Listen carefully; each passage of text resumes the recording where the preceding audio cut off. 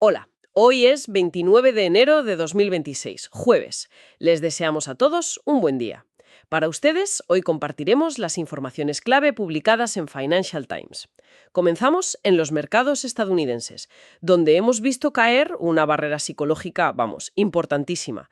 El S&P 500 superó por primera vez en su historia el umbral de los 7.000 puntos. Así es, llegó a tocar un máximo de 7.002,28 el miércoles, aunque, luego la euforia se calmó un poco después del comunicado de la Reserva Federal. Pero el hito, ya está ahí. Y llega justo cuando los mercados parecen más tranquilos, ¿no? Después de las tensiones en Groenlandia. Exacto. Parece que eso ya se ha digerido y ahora toda la atención está en una temporada de resultados empresariales que se espera que sea muy, muy potente. Y claro, como era de esperar, en la Casa Blanca no tardaron nada en hacerse eco. Faltó tiempo, sí. El presidente de Estados Unidos, fiel a su estilo de comunicación, digamos, directo, lo celebró en su plataforma Truth Social, con un mensaje, todo en mayúsculas. Para que quedara claro. Claro. El S&P 500 acaba de llegar a 7.000 por primera vez en la historia. América está de vuelta. Pero más allá del tuit, lo interesante es que los analistas creen que la fiesta puede seguir. ¿Ah, sí? Sí. Goldman Sachs, por ejemplo, ya sitúa el índice en 7.600 puntos para final de año. Vale. Entiendo los argumentos del crecimiento económico y de la fortaleza de las tecnológicas, pero ¿de verdad el mercado ya se está creyendo el famoso aumento de productividad por la IA? Aún parece algo muy teórico. Esa es la pregunta del millón. Los analistas lo citan como el tercer pilar de este optimismo. Argumentan que estamos solo al principio de una ola de eficiencia que va a disparar los márgenes de beneficio. Y el mercado, que siempre intenta adelantarse, pues se lo está comprando. Se le está comprando de forma masiva. Es una apuesta a futuro, sí, pero una apuesta que está moviendo billones de dólares hoy. Pero mientras el mercado está de celebración, parece que la Reserva Federal quiere aguar un poco la fiesta. Mantuvo los tipos, pero el mensaje fue notablemente más duro. Exacto. El comité dejó los tipos en su horquilla del 3,5% al 3,75%. Pero aquí lo importante son los matices, el lenguaje. ¿Qué ha cambiado? Pues han eliminado del comunicado cualquier referencia a futuras bajadas de tipos. Y no solo eso, han calificado la actividad económica como sólida. Es un cambio de tono radical. Bien posicionados para esperar. La traducción es clara. No tengan prisa, que nosotros no la tenemos. Pero lo más llamativo es que la decisión no fue unánime. Y eso siempre es una señal de que hay debate interno. Y un debate importante, ¿sí? Hubo 2 votos disidentes, de Stephen Miran y del gobernador Christopher Waller, pidiendo ya un recorte de tipos. O sea que dentro de la Fed ya hay quien ve riesgos. Exacto. Mientras el discurso oficial es de fortaleza y paciencia, hay miembros que creen que la política monetaria ya es demasiado restrictiva. Esto evidencia unas divisiones que, alimentan el temor a una posible politización de sus decisiones. El secretario del Tesoro, Scott Bessent, sale a reafirmar la política de dólar fuerte. Sí, intentando poner un poco de orden. Declaró que Washington no planea intervenir para debilitar el dólar. Su argumento es de manual. Si tenemos políticas sólidas, el dinero fluirá y eso fortalece la divisa. Y sus palabras tuvieron efecto inmediato. Inmediato. El dólar repuntó. Venía de mínimos de 4 años, en parte por comentarios del presidente y rumores sobre una intervención para ayudar al yen japonés. Bessent lo negó de forma absoluta. Dejamos la macroeconomía y nos metemos de lleno en el motor de toda esta euforia, la inteligencia artificial. Y para entender la magnitud de esto hay que empezar por los cimientos, por los que fabrican las máquinas para hacer los chips. Exactamente. Y ahí hay un rey indiscutible. La empresa neerlandesa ASML. Tienen un monopolio práctico en los equipos de litografía de vanguardia. Que son, para que nos entendamos, las máquinas más complejas jamás construidas por el ser humano. Literalmente. Sin estas máquinas que imprimen los circuitos en el silicio, no hay ChatGPT, no hay nada. Son la base de todo. Y sus cifras reflejan esa posición de dominio absoluto. Son espectaculares. Han pronosticado ventas récord. Sus pedidos en el último trimestre se duplicaron hasta los 13.200 millones de euros, pulverizando todas las expectativas. Y esperan que esto siga creciendo. Esperan ventas de hasta 39.000 millones en 2026. Sus grandes clientes, como TSMC o SK Hynix, están invirtiendo masivamente, y todo pasa por comprarle más máquinas a ASML. Es la fiebre del oro del siglo XXI, y ellos venden los picos y las palas. Y esa carrera se traduce en cifras de gasto que son difíciles de asimilar para los gigantes tecnológicos. El caso de Meta es el mejor ejemplo. Es que anunciaron planes para casi duplicar sus gastos de capital este año. Espera, ¿has dicho 135.000 millones de dólares en gastos de capital para este año? Es una cifra que se me escapa de la cabeza. Para ponerlo en perspectiva, ¿a qué equivale eso? Pues equivale a más del PIB de un país como Hungría o Kuwait. Es una cantidad de dinero colosal y va a ir casi toda a infraestructura para la IA. Y aún así, el mercado aplaudió. Sí, porque a pesar de ese gasto descomunal, la empresa reportó ingresos récord de casi 60.000 millones en el trimestre y las acciones subieron. Por ahora, el mercado les ha firmado un cheque en blanco. El caso de Microsoft es un poco distinto. También beneficios récord, pero las acciones cayeron. Sí, porque en este mercado de expectativas desorbitadas, a veces récord no es suficiente. A los inversores les preocupó un aumento del 66% en el gasto para centros de datos y aunque su negocio en la nube, Azure, creció un robusto 38%, pues el mercado esperaba aún más. Pero Microsoft desveló un dato que lo cambia todo. Un dato clave, sí. Revelaron que de su cartera de futuros contratos en la nube, valorada en 625.000 millones de dólares, un 45% corresponde a un único cliente, Un 45%. ¿Y quién es? OpenAI. Lo que esto nos dice es que Microsoft no es solo un inversor en OpenAI. Su futuro en la nube está íntimamente ligado al éxito de una sola empresa. Es una simbiosis y una apuesta de una magnitud colosal. Y hablando de OpenAI, están preparando una ronda de financiación que redefine lo que significa mucho dinero. Estamos hablando de cifras que marean. La compañía de ChatGPT está negociando recaudar cerca de 40.000 millones de dólares de tres de sus mayores proveedores, Nvidia, Microsoft y Amazon. O sea que los proveedores financian a su mayor cliente para que éste pueda comprarles más. Es un ecosistema que se retroalimenta. Exacto. Y esto es solo una parte de una ronda que podría llegar a los 100.000 millones de dólares, valorando a OpenAI en 750.000 millones de dólares. 750.000 millones. Eso es más que el valor en bolsa de gigantes como JP Morgan. Así es. Y por si fuera poco, el grupo japonés SoftBank está a punto de meter otros 30.000 millones, elevando su apuesta total a más de 60.000.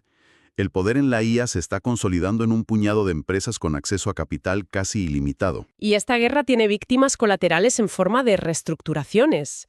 Mientras unos invierten, otros recortan para poder competir. El caso de Amazon es paradigmático. Anuncia el recorte de otros 16.000 empleos corporativos que se suman a los anteriores, hasta un total de 30.000. Pero no es para ahorrar. Es para reasignar recursos. Justo. El objetivo es liberar efectivo y reducir burocracia para poder invertir 118.000 millones de dólares en su propia infraestructura de IA. Pero el giro más radical es el de Tesla. ¿De verdad abandona sus coches de alta gama para fabricar robots? Suena a ciencia ficción. Suena ciencia ficción, pero es la apuesta de Elon Musk. Tras registrar su primera caída de ingresos anuales, Tesla va a dejar de producir los Model S y X para centrar todos sus esfuerzos en la producción en masa del robot humanoide Optimus. Y además invierte en Exa y AI, sí, 2.000 millones en su otra empresa de IA. Musk le está gritando al mercado que el futuro de Tesla no está en las 4 ruedas, sino en las 2 piernas de un androide. Es la redefinición total de una compañía. Cambiamos de tercio. Cruzamos el Atlántico y vemos que en Europa los problemas del sector financiero son mucho más terrenales. Hablemos de Deutsche Bank. Sí, malas noticias para ellos. La sede del banco en Frankfurt fue registrada por fiscales alemanes por un presunto blanqueo de capitales relacionado con negocios que tuvieron con el multimillonario ruso Roman Abramovich. ¿Y de qué época hablamos? Entre 2013 y 2018. Investigan si el banco fue demasiado lento en reportar operaciones sospechosas. Y esto llega en el peor momento posible, ¿no? El peor. Justo un día antes de presentar unos resultados anuales que se esperaba que fueran los mejores en muchos años. Cuando parecía que por fin levantaban cabeza, vuelve a aparecer el fantasma de su pasado. Las acciones cayeron un 2% de inmediato. Del pasado de la banca a la tensión del presente geopolítico. La escalada verbal entre Estados Unidos e Irán es muy preocupante. Sí, y no son solo palabras. El presidente de Estados Unidos advirtió a Irán que el tiempo se está acabando y lo acompañó del despliegue de una armada masiva en la región. Eso suena muy serio. Lo es. Incluye al grupo de ataque del portaaviones USS Abraham Lincoln, más cazas F-15 y sistemas de defensa aérea. No es un farol. La respuesta de Irán ha sido un poco ambigua. Sí, por un lado dicen que tienen los dedos en el gatillo, pero por otro que siguen abiertos a un acuerdo justo. Mientras, el secretario de Estado Marco Rubio afirma que el régimen iraní está probablemente más débil que nunca. Y esta tensión global tiene consecuencias muy directas y muy duras para la gente. En Cuba se enfrentan a una crisis energética brutal. Casi una cuestión de supervivencia, sí. La isla tiene reservas de petróleo para apenas 15 o 20 días. ¿Y cuál es el motivo de este desplome? Es una tormenta perfecta. Las importaciones desde Venezuela se bloquearon tras la captura de Nicolás Maduro. Y ahora México, que era su último salvavidas, ha cancelado un envío, parece que por presiones de Washington. La caída de las importaciones debe de haber sido enorme. Brutal. En enero, Cuba recibió solo 3.000 barriles diarios. El año pasado, la media era de 37.000. La caída es de más del 90%. La situación es crítica. Y al otro lado del mundo, las sanciones occidentales también están teniendo un impacto tangible en la economía de guerra de Rusia. Están empezando a morder de verdad. Los ingresos energéticos de Rusia cayeron un 20% en 2025. La clave no es que no puedan vender su petróleo, sino que tienen que hacerlo con un descuento enorme. Por las sanciones a Rosneft y Lukoil. Exacto. La diferencia entre su crudo y el Brent se ha duplicado. Supera los $24 por barril. Y eso ha disparado su déficit presupuestario al 2,6% del PIB, 5 veces más de lo que preveían. Con todo este panorama de tensiones, es lógico que los inversores busquen refugio, y parece que lo están encontrando en las materias primas. Es el clásico movimiento de vuelo hacia la calidad. El dinero huye y busca activos tangibles. Las 50 mayores mineras del mundo han sumado casi $500 millones a su valor en solo un mes. Un aumento del 20%. Es muchísimo. Y se ven los precios. El oro ha superado los $5.300 la onza, la plata ha rebasado los 100 por primera vez y el cobre y el estaño en máximos históricos. Ante la agitación global, los metales son la reserva de valor. Volvemos a Estados Unidos para ver cómo las grandes políticas acaban impactando en algo tan cotidiano como el consumo de tequila. Es fascinante, sí. El mayor productor de tequila del mundo, Beckley, el de José Cuervo, ha reportado una caída en sus ventas y la atribuye a la ansiedad de los consumidores hispanos por las redadas de inmigración. O sea que la gente por miedo sale menos a bares y restaurantes. Eso es. Incluso la gente con estatus legal. Tienen miedo y prefieren quedarse en casa, y eso se nota en las cifras. El volumen de ventas en EU y Canadá les cayó un 6,4% en el último trimestre. ¿Y no es un caso aislado? No. Constellation Brands, que opera la cerveza modelo, y Procter & Gamble han notado tendencias similares. No es una crisis económica, es una crisis de ansiedad política que afecta al balance de las empresas. Viajamos ahora a Asia, donde el mercado de valores de Indonesia ha vivido 2 jornadas de auténtico pánico. Un desplome en toda regla. El índice Jakarta Composite se hundió más de un 15% en 2 días. Tuvieron que suspender la cotización 2 veces. ¿Y qué ha provocado esta venta masiva? Pues el detonante fue una advertencia muy seria del proveedor de índices MSCI que dijo haber encontrado problemas fundamentales de invertibilidad en los datos del mercado.